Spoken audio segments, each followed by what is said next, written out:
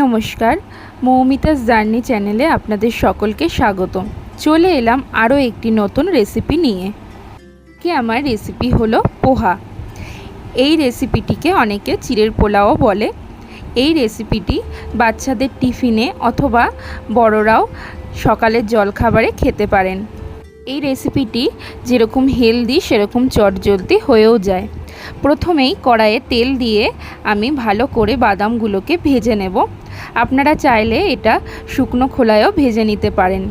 খুব ভালো করে বাদামগুলোকে আমি ভেজে নেব। ভেজে নেওয়ার পরে এগুলোকে একটি অন্য পাত্রে তুলে রাখব। বাদামগুলো আমার ভাজা হয়ে গেছে।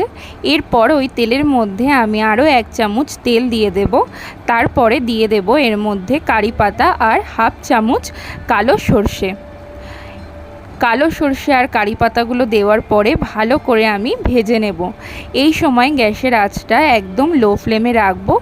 ভালো করে ভেজে নেওয়ার পরে এর মধ্যে আমি মিশিয়ে দেব পেঁয়াজ কুচি। পেঁয়াজগুলোকে দিয়ে আমি হালকা করে ভেজে নেব। তার মধ্যেই আমি দিয়ে দেব এরকম টুকরো করে রাখা আলুগুলোকে দিয়ে আমি আবারও ভালো করে নাড়াচাড়া করে নেব।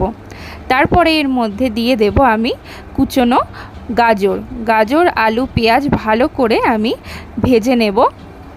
আর এর মধ্যে মিশিয়ে নেব আমি পরিমাণ মতন লবণ দেওয়ার পরে আবারও আমি ভালো করে এগুলো নাড়াচাড়া করে ভেজে নেব।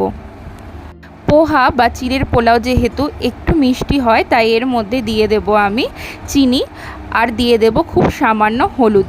আপনারা চাইলে হলুদটা নাও দিতে পারেন। তারপরে এর মধ্যে আমি মিশিয়ে দেব কাঁচা লঙ্কা। আপনারা কাঁচা লঙ্কা যেরকম ঝাল পছন্দ করবেন সেরকম দেবেন। আমি এখানে 2টো কাঁচা লঙ্কা ভেঙে দিয়ে দিয়েছি আর দিয়েছি এখানে আদা কুচো। তারপরে আবারও আমি খুব ভালো করে নাড়াচাড়া করে এটাকে ভেজে নিচ্ছি। এগুলো ভালো করে সেদ্ধ হওয়ার জন্য আমি একটু ঢাকা চাপা দিয়ে রাখবো। অন্যদিকে চিড়েটাকেও ভালো করে আমি ধুয়ে নিয়েছি। দু ধরনের চিড়ে বাজারে পাওয়া যায়। লাল একটু মোটা টাইপের, ওই চিড়েগুলো ভাজা খেতে ভালো লাগে। আর পোহার ক্ষেত্রে একটু লম্বা আর পাতলা চিড়েগুলো বেশ ভালো লাগে। পর ঢাকনা খুলে আমি আবারও ভালো করে আলু আর গাজরগুলোকে ভেজে নিলাম। তারপরে এর মধ্যে আগে থেকে জল ঝরিয়ে রাখা পরিষ্কার চিড়েটা মিশিয়ে দিলাম। মিশিয়ে দেওয়ার পরে ভালোভাবে নাড়াচাড়া করে নেব। ভালোভাবে নাড়াচাড়া করে আলুর সঙ্গে এগুলো ভালো করে মিশিয়ে নেব, যাতে পরে এই উপকরণগুলো সব একসঙ্গে ভালো করে মিশে যায়। এরপরে এর মধ্যে আমি আরও 2 চামচ চিনি দিয়ে দিলাম। তারপরে আবারও ভালো করে মিশিয়ে নিচ্ছি সমস্ত উপকরণগুলো।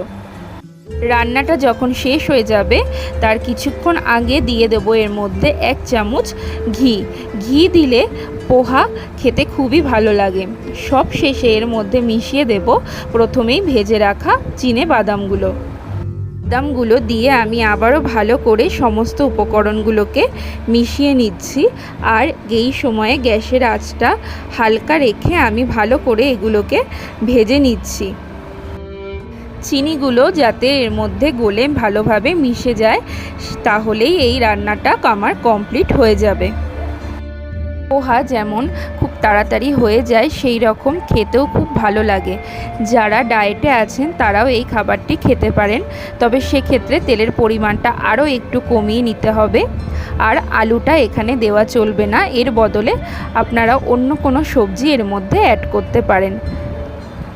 ভালো লাগলে আমার রেসিপিটি লাইক করে দেবেন এবং কমেন্টে জানাবেন। আর ইউটিউব চ্যানেলটিকে সাবস্ক্রাইব করে আমার পাশে থাকবেন। ফেসবুক থেকে দেখলে পেজটিকে ফলো করে দেবেন।